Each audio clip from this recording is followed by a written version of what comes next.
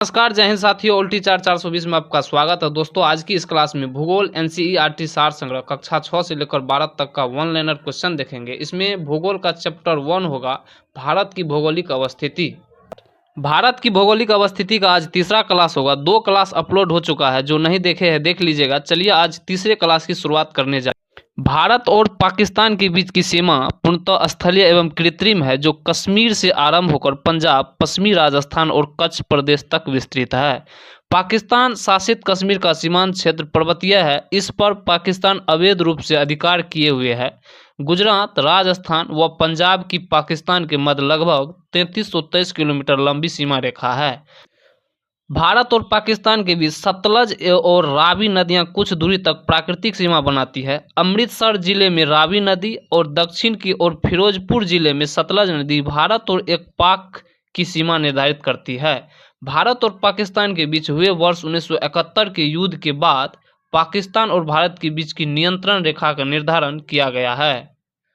Red Cliff रेखा विभाजन यानी कि भारत विभाजन के बाद 17 अगस्त 1947 को भारत व पाकिस्तान के बीच निर्धारित की गई सीमा रेड क्लिफ रेखा के नाम से जानी जाती है। इस रेखा का निर्धारण बॉर्डर कमीशन द्वारा किया गया था। कमीशन को पंजाब व बंगाल प्रांत का विभाजन हिंदू व मुस्लिम जनसंख्या के आधार पर करना था। चूंकि इस कमीशन के अध्यक्ष सर सिरिल रेड क्लिफ थे, इन्हीं के नाम पर सीमा क्षेत्र का नाम रेड क्लिफ रेखा कर दिया गया। नियंत्रण रेखा, जिसे लॉक भी कहा जाता है, line of control, Jammu Kashmir एवं लद्दाख में भारत व पाकिस्तान के आधिपत्य वाले क्षेत्रों के बीच की रेखा है। इसके दोनों ओर दोनों देशों के सैनिक तैनात रहते हैं। यह दोनों देशों के बीच एक काल्पनिक सीमा रेखा है। इसे अंतर्राष्ट्रीय मान्यता प्राप्त नहीं है। वस्तुतः पहले इस रेखा को सीज फायर लाइन के नाम से भी जाना जाता था। पाक अधिकृत कश्मीर, जिसे पॉक भी कहा जाता है, वर्ष 1947 में स्वतंत्रता के उपरांत पाकिस्तान ने स्थानीय कवालियों की सहायता से कश्मीर पर आक्रमण कर दिया और एक बड़े भूभाग पर अधिकार कर लिया। यही क्षेत्र पाक अधिकृत कश्मीर कहलाता है। यह वर्तमान में भी पाकिस्तान के अधिकार क्षेत्र में है। पाक अधिकृत कश्मीर की राजधानी मुजफ्फराबाद है। भारत म्यांमार के बीच सीमा रेखा दोनों देशों के बीच हिमालय से निकलने वाली पूर्वी पर्वत श्रेणियां है, जो स्थलीय सीमा बनाती है। ये भारत को इरावदी नदी की घाटी द्वारा म्यांमार से अलग करती है।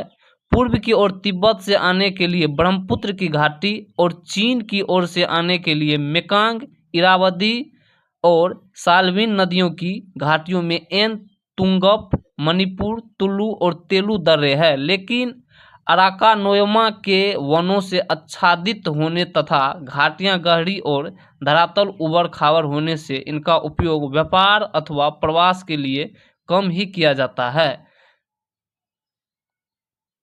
भारत के 4 राज्य अरुणाचल प्रदेश, नागालैंड, मिजोरम एवं मणिपुर म्यांमार के साथ सीमा बनाते हैं। भारत म्यांमार सीमा पर मुक्त आवागमन व्यवस्था लागू है, जो सीमा क्षेत्र में रहने वाले आदिवासियों को बिना वीजा प्रतिबंधों की सीमा दोनों ओर 16 किलोमीटर तक आवागमन की अनुमति प्रदान करता है।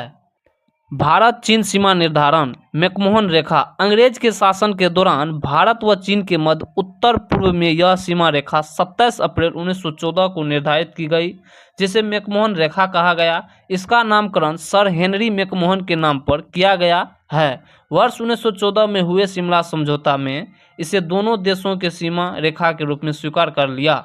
ब्रिटिश व तिब्बत ने भी इसे आधिकारिक तौर पर सीमा रेखा मान लिया, लेकिन चीनी प्रतिनिधि की ओर से सीमा रेखा पर हस्ताक्षर करने के बावजूद चीनी सरकार ने इसका अनुमोदन नहीं किया। वर्तमान में भारत तो इसे सीमा मानता है, लेकिन चीन इसे तथाकथित मैकमोहन रेखा कहता है। वास्तविक नियंत्रण रेखा line of actual control Bharat व चीन के बीच वास्तविक सीमा रेखा है। यह रेखा जम्मू कश्मीर में भारत अधिकृत क्षेत्र व चीन अधिकृत क्षेत्र ऑक्साई चीन को अलग करती है। यह लद्दाख, कश्मीर, उत्तराखंड, हिमाचल प्रदेश, सिक्किम व अरुणाचल प्रदेश से होकर गुजरती है। यह भी एक सीज फायर लाइन है, क्योंकि 1962 के युद्ध के बाद जहां दोनों देशों की सेनाएं तैनात थी, उसे वास्तविक नियंत्रण रेखा मान लिया गया था। चलिए अब देखते हैं भारत एक दृष्टि में। भारत का और सभी भारत देश का नाम है भारत, अन्य नाम आर्यावर्त, जम्बूद्वीप, भारतवर्ष, हिंदुस्तान, इंडिया। राजधानी की बात करें तो नई दिल्ली हो जाएगा। भौगोलिक अवस्थिति की बात करें तो भारत की भौगोलिक अवस्थिति उत्तर पूर्वी गोलार्ध में अवस्थिति है। भारत की ज्यामितीय आकार की बात करें तो भारत की ज्यामितीय आकार चतुष्कोणीय है। भारत की अक्षांशीय विस्तार 8 डिग्री 4 मिनट उत्तरी अक्षांश से 37 डिग्री 6 मिनट उत्तरी अक्षांश है। और भारत का देशांतरीय विस्तार की बात करें तो 68 डिग्री 7 मिनट पूर्वी देशांतर से 97 डिग्री 25 मिनट पूर्वी देशांतर है। और भारत का मानक समय की बात करें तो 82.5 डिग्री पूर्वी देशांतर प्रयागराज के समीप मिर्जापुर का समय 82.5 डिग्री पूर्वी देशांतर भारत के 5 राज्यों उत्तर प्रदेश, मध्य प्रदेश, छत्तीसगढ़, ओडिशा एवं आंध्र प्रदेश से होकर गुजरती है। भारत की भौगोलिक लंबाई की बात करें तो उत्तर से दक्षिण भारत की लंबाई 3214 किलोमीटर है। और चौड़ाई की बात करें तो पूर्व से पश्चिम 2933 किलोमीटर है। भारत की स्थलीय सीमा रेखा की लंबाई है 15,106.7 किलोमीटर। और जलीय सीमा की बात करें तो 7516.6 किलोमीटर है।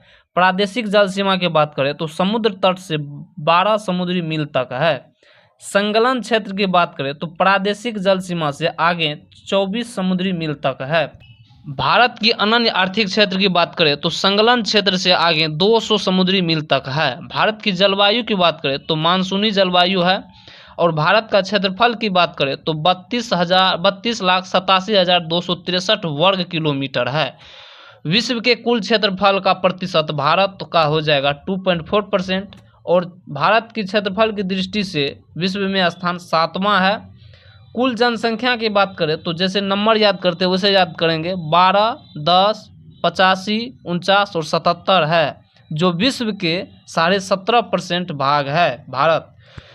भारत जनसंख्या की दृष्टि से विश्व में दूसरा स्थान है। और फर्स्ट स्थान की बात करें तो चीन हो जाएगा। पुरुष जनसंख्या की बात करें तो नंबर के जैसे ही याद करेंगे 62, 32, 70, 258 हो जाएगा। ये सब 2011 की जनगणना के अनुसार है। महिला जनसंख्या की बात करें तो 58, 75, 84 और 719। ग्रामीण जनसंख्या की बात करें तो 83.37 करोड़ है, जो 68.8% आता है। शहरी जनसंख्या की बात करें तो 37.71 करोड़ है, जो 31.16% है। दशकीय जनसंख्या वृद्धि दर की बात करें तो 17.64% है। लिंगानुपात की बात करें तो भारत का लिंगानुपात 2011 की जनगणना के अनुसार 943 प्रति 1000 पुरुष पर 943 ही महिला है। शिशु लिंगानुपात की बात करें तो 2011 की जनगणना के अनुसार शिशु लिंगानुपात 918 है। जनसंख्या घनत्व की बात करें तो 2011 के जनगणना के अनुसार भारत का जनसंख्या घनत्व 382 प्रति वर्ग किलोमीटर है, यानी कि 1 किलोमीटर जाने पर 382 व्यक्ति ही दिखता है। 2011 के जनगणना के अनुसार भारत की कुल साक्षरता दर की बात करें तो 74.04% है। और 2011 के जनगणना के अनुसार भारत की पुरुष साक्षरता दर की बात करें तो 82.14% हो जाएगा। और महिला साक्षरता दर की बात करें तो 65.46% हो जाएगा। अनुसूचित जाति जनसंख्या की बात करें तो 20, 13, 78, 086 हो जाएगा, जो कुल जनसंख्या का 16.6% हो जाता है। अनुसूचित जनजाति जनसंख्या की बात करें तो 10, 42, 81, 034 हो जाएगा, जो पूरे जनसंख्या का 8.6% हो जाता है। भारत में राज्यों की संख्या की बात करें तो 28 राज्य हो जाएगा और 8 केंद्र शासित प्रदेश हो जाएगा। पर्वतीय क्षेत्र का विस्तार 10.7% है और पहाड़ी क्षेत्र का विस्तार 18.6% है, यानी कि पठारी क्षेत्र का विस्तार 27.7% है और मैदानी क्षेत्र का विस्तार 43.0% है। और सबसे ज़्यादा विस्तार मैदानी क्षेत्र का ही है। कर्क रेखा पर स्थित 8 राज्य है जो निम्न है: गुजरात, राजस्थान, मध्य प्रदेश, छत्तीसगढ़, झारखंड, पश्चिम बंगाल, त्रिपुरा एवं मिजोरम। समय रेखा पर स्थित 5 राज्य उत्तर प्रदेश, मध्य प्रदेश, छत्तीसगढ़, ओडिशा और आंध्र प्रदेश हो जाता है। अंतर्राष्ट्रीय सीमा रेखा से जुड़े राज्य केंद्र शासित प्रदेश 18 है और तेल शोधनशालाओं की संख्या 23 है। राष्ट्रीय राजमार्गों की संख्या की बात करें तो 599 है। बड़े बंदरगाहों की संख्या की बात करें तो 13 है। राष्ट्रीय पशु बाघ हो जाएगा भारत का राष्ट्रीय विरासत पशु हाथी हो जाएगा। भारत का राष्ट्रीय पक्षी मोर हो जाएगा। भारत का राष्ट्रीय वृक्ष की बात करें तो बरगद हो जाएगा। भारत का राष्ट्रीय पुष्प यानी कि फूल की बात करें तो कमल हो जाएगा। भारत का राष्ट्रीय चिन्ह की बात करें तो अशोक स्तंभ हो जाएगा। भारत का राष्ट्रीय गान की बात करें तो जन गण मन हो जाएगा। भारत का राष्ट्रीय गीत की बात करें तो वंदे मातरम हो जाएगा। भारत का राष्ट्रीय भाषा की बात करें तो हिंदी हो जाएगा। और भारत की राष्ट्रीय लिपि की बात करें तो देवनागरी लिपि हो जाएगा। राष्ट्रीय वाक्य की बात करें तो सत्यमेव जयते हो जाएगा। भारत का राष्ट्रीय ध्वज की बात करें तो तिरंगा हो जाएगा। और भारत का राष्ट्रीय नदी की बात करें तो गंगा हो जाएगा। और भारत का राष्ट्रीय जीव की बात करें तो गंगे डॉल्फिन हो जाएगा। इससे आगे दूसरा चौथा क्लास शुरू होगा।